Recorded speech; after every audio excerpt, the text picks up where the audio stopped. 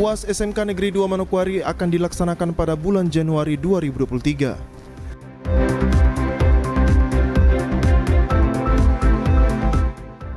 Kedatangan penjabat Gubernur Papua Barat Daya disambut tarian adat Moi.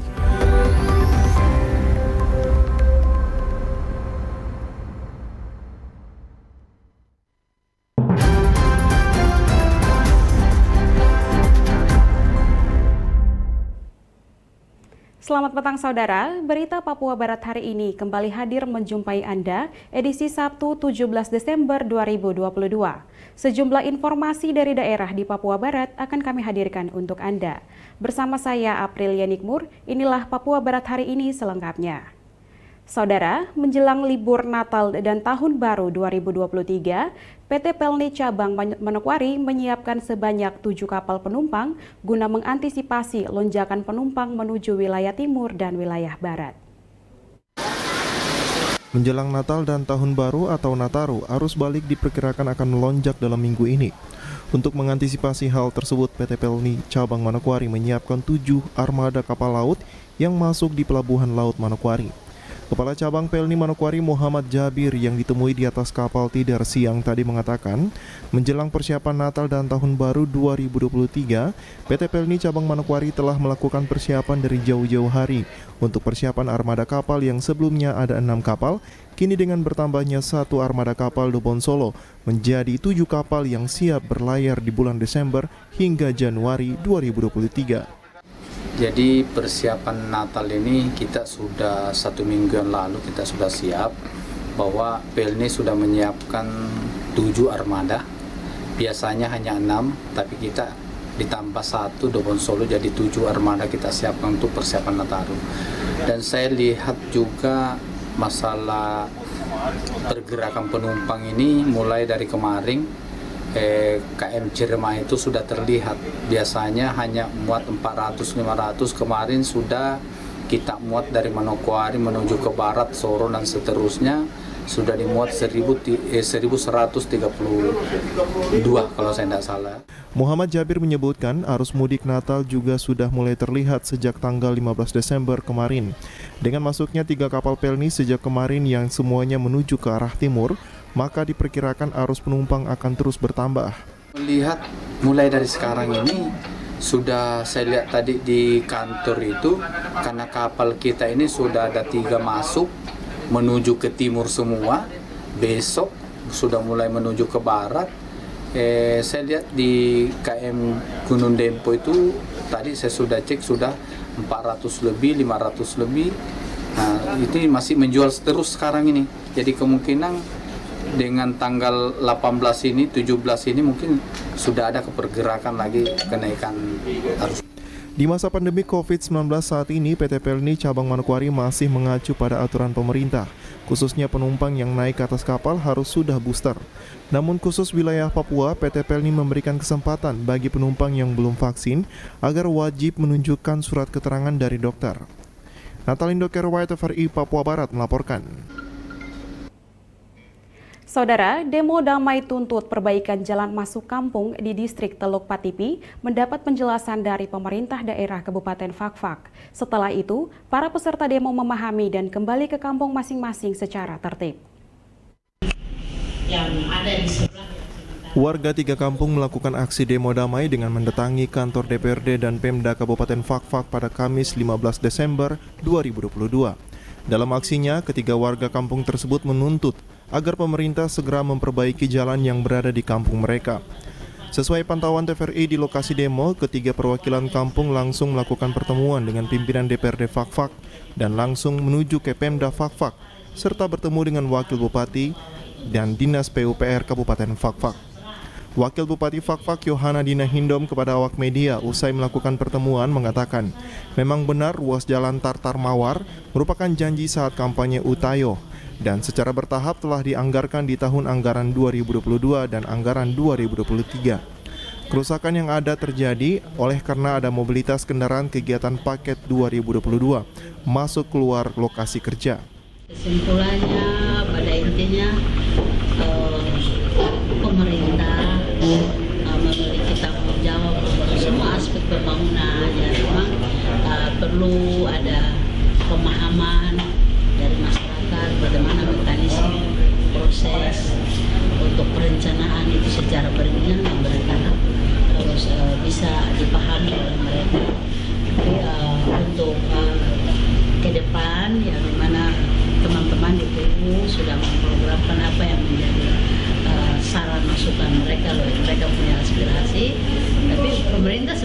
sudah berupaya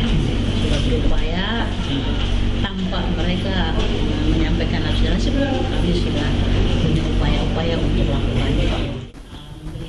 Dalam kesempatan yang sama, Sekretaris Dinas PUPR Kabupaten Fakfak menjelaskan secara teknis pelaksanaan paket 2022 dengan konsentrasi perbaikan serta penjelasan implementasi kegiatan peningkatan jalan di tahun anggaran 2023 yang akan datang.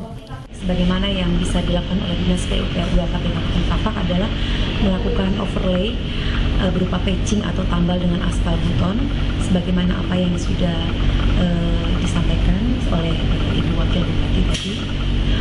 Karena memang untuk anggaran pemeliharaan itu sudah tersedia di anggaran PUPR 2 Kabupaten Fakfak tahun anggaran 2022. Mengenai aspirasi peningkatan jalan untuk ruas Tetar ke Kampung Ovi, itu untuk saat ini belum bisa dilaksanakan karena belum tersedia anggaran.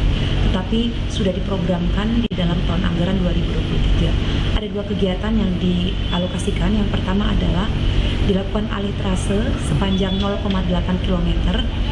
Ini dari Kampung Tetar, Pasar menuju Kampung Timar. Sementara 4,2 km dalam wujud peningkatan jalan dari Kampung Ovi menuju Kampung Tiba-Tiba Nanam dan Kampung Mangkur. Usai menyampaikan aspirasi, perwakilan warga 3 kampung langsung membubarkan diri dengan tertib. Dari Kabupaten Fakfak, Frans Tamaela, TVRI Papua Barat melaporkan. Saudara, Badan Pekerja Klasis GKI Bintuni secara resmi menutup tahun pelayanan 2022 terhitung sejak tanggal 16 Desember 2022. Penutupan tahun pelayanan ini ditandai dengan ibadah syukur bertempat di Jemaat Kalvari Base Camp Manimeri dan diikuti oleh seluruh pelayan. Klasis GKI Bintuni, Pendeta Ferdinand Tulus dalam sambutannya menyampaikan terima kasihnya serta apresiasi kepada seluruh pelayan yang meluangkan waktu beserta keluarga menghadiri ibadah ini. Hal ini menurutnya Pendeta Tulus menandakan kebersamaan yang rukun di antara sesama pelayan yang diharapkan terus dijaga dan dipelihara. Pendeta Tulus menilai kebersamaan para pelayan di lingkup Klasis GKI Bintuni memang harus dijaga. Mengingat hanya dengan kerjasama maka beban pelayanan akan terasa ringan. Di tengah-tengah kesibukan kita sebagai pelayan, kita diundang untuk hadir bersama dalam pertemuan di saat ini. Saya merasa bahwa pertemuan ini penting bagi kita pelayan. Sehingga saya juga patut menyampaikan terima kasih terlebih dahulu untuk kita pelayan sebagai pendeta laki-laki ketika diundang datang bersama dengan istri. Sebagai pendeta perempuan datang bersama dengan suami. Luar biasa, mari warga jemaat tepuk tangan untuk ini yang harus kita jalani. Pelayanan kita bisa berhasil bukan karena kita, tapi juga orang yang ada di sisi kiri kanan kita. Momen ibadah syukur para pelayan seklasis GKI Bintuni yang diwakili Pendeta Tulus menyerahkan secara simbolis 30 paket bingkisan Natal kepada warga jemaat setempat. Selain itu ada pula bingkisan Natal dari keluarga Frans Nicholas Awak yang diberikan kepada anak-anak sekolah minggu. Dari Teluk Bintuni, Valentino Wanma, TVRI Papua Barat melaporkan. Saudara, masyarakat Sorong Raya penuh antusias menyambut kedatangan penjabat Gubernur Papua Barat Daya, Dr. Muhammad Musaad, dan penjabat Sekretaris Daerah Papua Barat Daya, Edison Siagian. Penyambutan dilakukan secara adat Moi di Bandara Domine Edward Osok Sorong pada Jumat pagi kemarin. Kedatangan penjabat Gubernur Papua Barat Daya bersama penjabat Sekretaris Daerah Papua Barat Daya tiba di Bandara Domine Edward Osok Sorong sekitar pukul 06.30 waktu Indonesia Timur. Mereka kemudian disambut secara adat suku Moi yang berasal dari Sorong.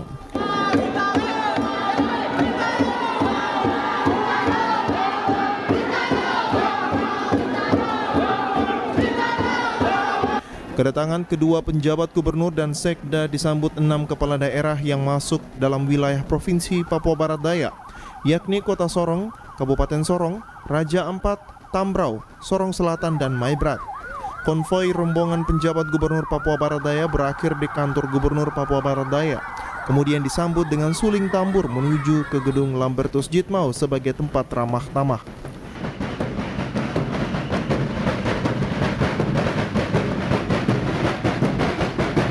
Dalam sambutannya, penjabat Gubernur Provinsi Papua Barat Daya Muhammad Musaat menyampaikan terima kasihnya kepada seluruh masyarakat Provinsi Papua Barat Daya atas penyambutan yang begitu luar biasa. Penjabat Gubernur Papua Barat Daya mengingatkan kepada seluruh masyarakat harus bersatu mendukung provinsi baru. Terbentuknya Provinsi Papua Barat Daya melalui perjuangan selama 20 tahun. Untuk itu ia berharap untuk tinggalkan kepentingan dan perbedaan untuk membangun Provinsi Papua Barat Daya yang lebih baik ke depan.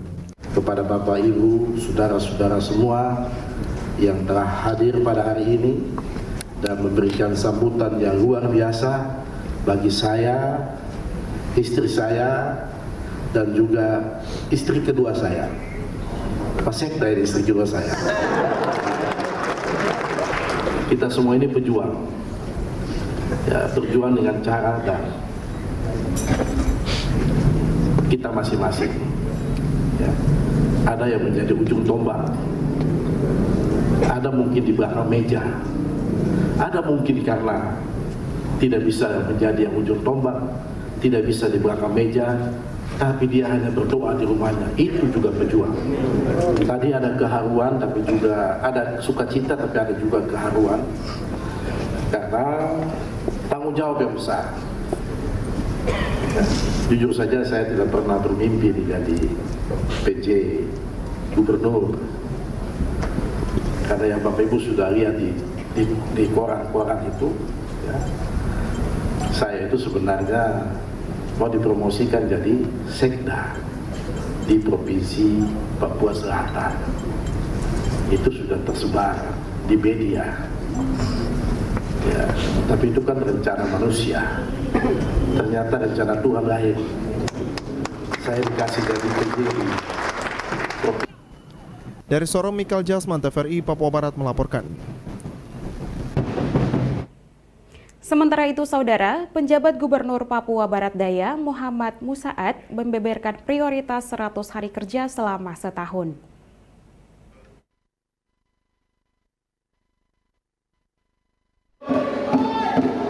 Kedatangan penjabat Gubernur Papua Barat Daya bersama penjabat Sekretaris Daerah Papua Barat Daya tiba di Bandara Domina Edward Osok Sorong sekitar pukul 06.30 waktu Indonesia Timur.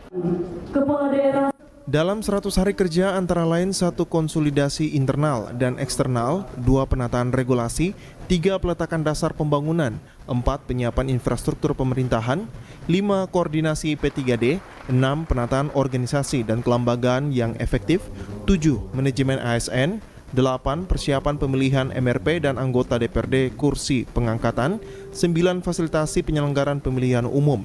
Ditanya soal mulai aktivitas di kantor, Muhammad Musaat menjelaskan berkantor tidak seharusnya di dalam ruangan. Namun menurutnya ia akan lebih banyak berkantor di luar lapangan untuk mengunjungi kabupaten kota di Papua Barat Daya. Penjabat gubernur juga berjanji akan turun langsung ke masyarakat dan pasar-pasar untuk mendengarkan langsung keluhan dari masyarakat. Ia kembali menegaskan kepada seluruh pihak untuk bersatu ciptakan kedamaian di provinsi yang baru, karena masyarakat membutuhkan perubahan, karena Provinsi Papua Barat Daya hadir untuk memberikan berkat bagi semua orang. Kantor itu tidak harus di dalam ruangan, ya. Saya malah mengajak Pak nanti kalau berkantor ya kita di kantor di lapangan, kita kunjungi mana, kita lihat, kita rapat di situ. Tidak harus kita rapat di meja-meja terus, ya, dulu-dulu terus ya. Kita akan rapat di jalan-jalan begitu. Ya. Kita pergi ke pasar, kita rapat di pasar gitu, supaya langsung bisa kita lanjut. Kita lihat apa yang terjadi. Kalau kita hanya di meja, di belakang meja, ya nanti kita tidak tahu apa yang terjadi yang laporan. Makanya mari tinggalkan semua kepentingan, tapi kepentingan besar di depan kita. Rakyat menunggu perubahan, sudah tidak sabar menunggu perubahan, sudah 20 tahun berjuang untuk mendapatkan provinsi ini. Hari ini baru kita tunjukkan bahwa provinsi ini memberikan berkat bagi banyak orang. Dari Sorong, Mikal Jasman, TVRI Papua Barat melaporkan. Informasi selanjutnya akan hadir setelah jeda berikut ini, tetaplah bersama kami.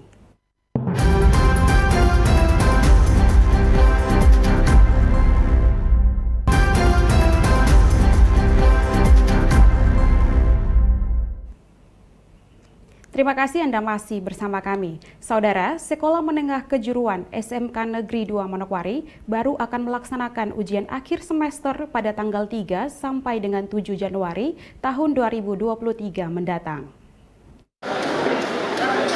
Ujian akhir semester telah dilaksanakan semua jenjang pendidikan di Papua Barat sebelum libur Natal dan Tahun Baru. Berbeda dengan SMK Negeri 2 Manokwari yang baru melaksanakan ujian akhir semester pada tahun depan, Kepala SMK 2 Regina Butoy mengatakan, proses belajar mengajar di semester ganjil tahun 2022-2023 ini untuk SMK Negeri 2 Manokwari mengakhiri semester ganjil baru akan melaksanakan IBAS atau ujian akhir semester pada tanggal 3 sampai dengan 7 Januari 2023.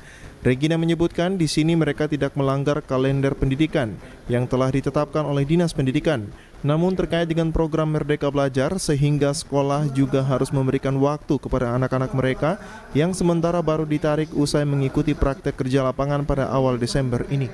Dengan proses belajar mengajar di semester ganjil tahun ajaran 2022-2023 ini, untuk SMK Negeri 2 Manokwari mengakhiri semester ganjil, kami melakukan EBAS nanti di tanggal 3 sampai 7 Januari. Di sini kami tidak melanggar kalender pendidikan yang ditetapkan Dinas Pendidikan. Namun terkait dengan program Merdeka Belajar, kita juga harus memberikan ruang dan waktu pada anak-anak kita yang sementara turun prakerin di berbagai dunia industri dan usaha yang tergabung dalam 4 jurusan, ada geologi pertambangan, listrik, teknik informatika, kemudian konstruksi dan properti. Regina menambahkan kelas 10 dan kelas 11 akan menggunakan Google Form, sementara kelas 12 menggunakan komputer based test atau tes dengan sistem pelaksanaan menggunakan komputer yang ada di laboratorium SMK Negeri 2 Manokwari. Mengingat semester 5 adalah semester penentuan kelulusan bagi siswa. 10-11 Google Form, sementara kelas 12 itu CBT. Mengingat semester 5 adalah semester penentuan kelulusan. Kalau CBT itu apa itu, Bu? Komputer based test yang dilakukan menggunakan 5 laboratorium yang ada di SMK Negeri 2 Manokwari. Diketahui untuk saat ini SMK Negeri 2 Manokwari memiliki siswa sebanyak 1.400 orang, mulai dari kelas 10, 11, dan kelas 12. Natalindo Kerawai TVRI Papua Barat melaporkan. Saudara, Kampung Soribo dan Kampung Sidai Makmur dalam Lomba Pengelolaan APBKAM tahun anggaran 2021 berhasil keluar sebagai juara pertama dengan hadiah total 50 juta rupiah. Dinas Pemberdayaan Masyarakat dan Kampung Kabupaten pada tahun anggaran 2021 lalu melakukan Lomba Pengelolaan Anggaran Pendapatan dan Belanja Kampung atau APBKAM yang diikuti oleh 164 kampung. Kepala Dinas Pemberdayaan Masyarakat dan Kampung Kabupaten Manokwari, Jeffrey Sahuburua, dalam laporannya pada rapat koordinasi antara Dinas DPMK dan pemerintah distrik, lurah dan kampung menyampaikan, pengelolaan dana kampung tahun anggaran 2021 baru dinilai di tahun 2022 dengan kategori kampung kecil dan kampung besar. 2021 kita sudah menilai kampung-kampung yang melaksanakan APBKAM secara baik. Ya, pada saat ini kami akan menyampaikan pemenang lomba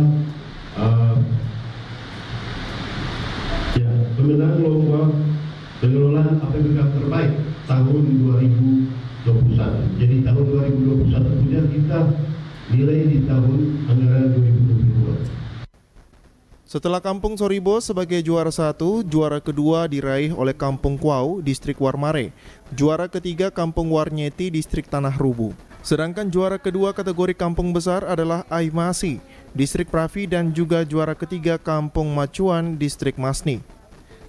Khusus untuk pengelolaan APBK, ya, saya juga menyampaikan selamat dan sukses ya pada Bapak Ibu kepala kampung yang sudah menjadi kepala kampung yang luar biasa dan bisa memimpin pemerintahan kampung dengan baik dan mengelola APBK dengan baik dan bisa mendapatkan predikat yang baik dan juga juara seperti hari ini. Kampung pemenang lomba untuk kampung kecil juara pertama diraih Kampung Kuau, Distrik Warmare dengan hadiah 30 juta rupiah. Juara ketiga Kampung Warnyeti, Distrik Tanah Rubu dihadiahkan 25 juta rupiah. Sedangkan kualifikasi kampung besar juara kedua adalah Kampung Aimasi 30 juta rupiah dan Kampung Macuan, Distrik Masni. Informasi tadi sekaligus menutup jumpa kita pada Papua Barat hari ini, edisi Sabtu 17 Desember 2022. Mewakili seluruh kerabat kerja yang bertugas, saya Aprilia Nikmur pamit undur diri dari hadapan Anda. Terima kasih atas kebersamaan Anda dan sampai jumpa.